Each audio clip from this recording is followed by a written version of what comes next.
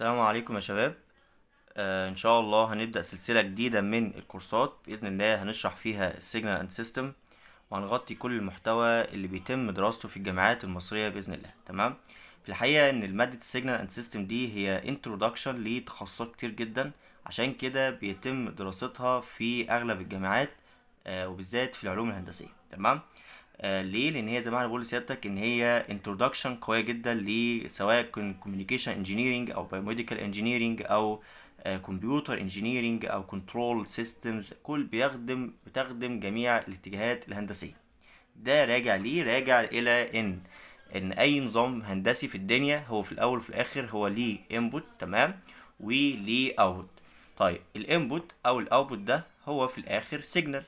وبالتالي يهمني جدا ان انا اقدر افهم السيجنال دي ماشيه ازاي، اقدر احللها، اقدر اعمل عليها بروسيسنج عشان اقدر انفذ او اقدر اصمم سيستمز تنطبق مع هذه السيجنال. تمام.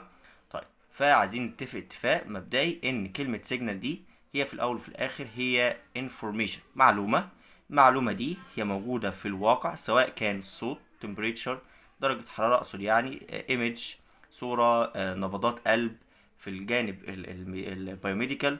فكل هذه المعلومات هي في الاخر سيجنال. تمام.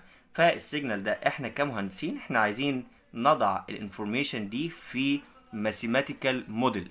ماثيماتيكال موديل اللي هو قالب رياضي، فانكشن في الاخر، فانكشن رياضية. الفانكشن دي بتعبر عن الانفورميشن، وبالتالي الفانكشن دي بتكون independent او معتمدة على التايم او المكان. لو بقول ان الانفورميشن دي، المعلومة دي بتتغير مع التايم، زي مثلا الصوت اللي انا بتكلم فيه ده هو بيتغير قيمة الانفورميشن مع التايم. طول ما الوقت شغال الصوت بتاعي عمال بيعلى ويوطى ويعلى ويوطى، فبتتغير قيمة المعلومة مع التايم، زي الساوند او التمبريتشر. تمام. قد يكون السيجنال دي هي الايمج، الصورة. الانفورميشن بتاعتنا دي هي صورة. بالتالي الصورة، لو حضرتك تعرف ان الصورة دي عبارة عن مجموعة من البكسلات، بتتغير قيمة البكسل من مكان لآخر. وبالتالي الاندبندنت فاريبل بالنسبة لك هو الاكس والواي، اللي هي المكان بتاعك، الاحداثيات بتاعت البكسل. احداثيات البكسل يتغير قيمة البكسل معاك، وبالتالي المعلومة بالنسبة لي هي الايمج. تمام. بالنسبة للايمج يعني، والايمج دي قيمة البكسل بتتغير من مكان لاخر، وبالتالي زي ما بقول لسيادتك كده ان الانفورميشن دي ممكن تتغير مع التايم، تمام، وممكن تتغير مع المكان، الاحداثيات سواء كان اكس واي. تمام كده. طيب بنقول ان السيجنال اند سيستم هي انترودكشن قويه لتخصصات زي الكوميونيكيشن سيستم. بدون دراستك للسيجنال وفهمها وتحليل السيجنال وتفهم الكلاسيفيكيشن اللي بيميز كل سيجنال واخرى، وهتقدر توصف وتفرق ما بين السيجنال والاخرى، هتقدر من خلال الكلام ده تبني سيستم كوميونيكيشن قوي. تمام. هتشيل النويز، هتعرف تعمل فلترز، هتعرف تعمل موديوليشن، هتعرف تعمل دي موديوليشن. أنظمة الاتصالات عامة معتمدة اعتماد كلي على فهمك للمادة دي. تمام. كمان بتخدم البايوميديكال انجينيرنج. يا فندم، بتخدم البايوميديكال انجينيرنج ليه؟ لان انت عندك مثلا اشارات القلب، اشارات المخ، كل الكلام ده داخل على اجهزة طبية. تمام. حضرتك تحليلك للسيجنال ديك بيؤدي الى انك كطبيب فهمت الاشاره اللي جايه دي كويس، يبقى الجهاز بيطلع لك اشاره كويس. طب الجهاز ده لو مش بيطلع اشاره كويس، يبقى انت عملت مشكله، الجهاز ده فيه مشكله، فهتضطر ان انت تصلح المشكله دي. فلو انت فاهم السيجنال كويس ماشيه ازاي، هتقدر تفهم العيب فين بالظبط، وتقدر تحلل الدنيا. تمام. طيب كبايوميديكال انجينيرنج ده مهم جدا. كمان مهمه جدا في الكمبيوتر انجينيرنج، مهمه في السيركت ديزاين انجينيرنج، مهمه في كنترول سيستم، مهمه يا جدع ده حتى في الميدي اللي هو الميكانيكال انجينيرنج، الهندسه الميكانيكيه، مهم جدا فيها السيجنال سيستم.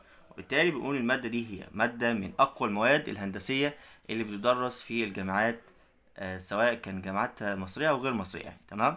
تمام.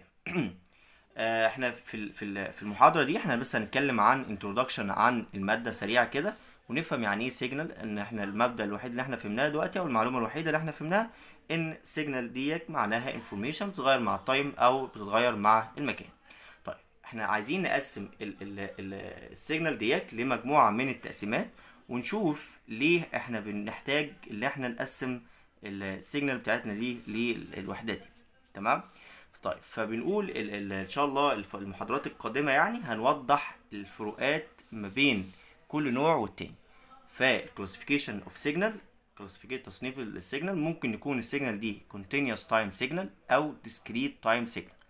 الفترة الجاية او المحاضرات الجاية هنعرف نفرق ما بينهم، ونشوف ليه اصلا احنا محتاجين ان احنا نفرق ما بين الكونتينيوس تايم والديسكريت تايم. ده يهمنا في ايه احنا كمهندسين. تمام. كمان محتاجين نعرف الانالوج اند الديجيتال سيجنال، مين السيجنال الانالوج ومين الديجيتال، وافرق ما بينهم ازاي، وليه كمان محتاج افرق ما بينهم واعرفه. كمان نعرف السيجنال البريودك والابريودك اللي هي النون بريودك. تمام كده. محتاج اعرف الكلام ده ليه، هنعرف الكلام ده في الايه، في المحاضرات القادمه. كمان الانرجي والباور سيجنال، deterministic and probabilistic signals، الايفن اند اود سيجنال، الكودال اند نون كودال سيجنال. تمام. ان شاء الله الفتره الجايه هنوضح الفروقات ما بين كل نوع من انواع السيجنالز المختلفه. تمام. ونقول كمان ليه احنا قسمنا التقسيمات دي كلها، ان ده مهم جدا في فهمك لطبيعه السيجنال. هتفرق معاك كمان في الاناليسيس بتاعت السيجنال فيما قادم يعني.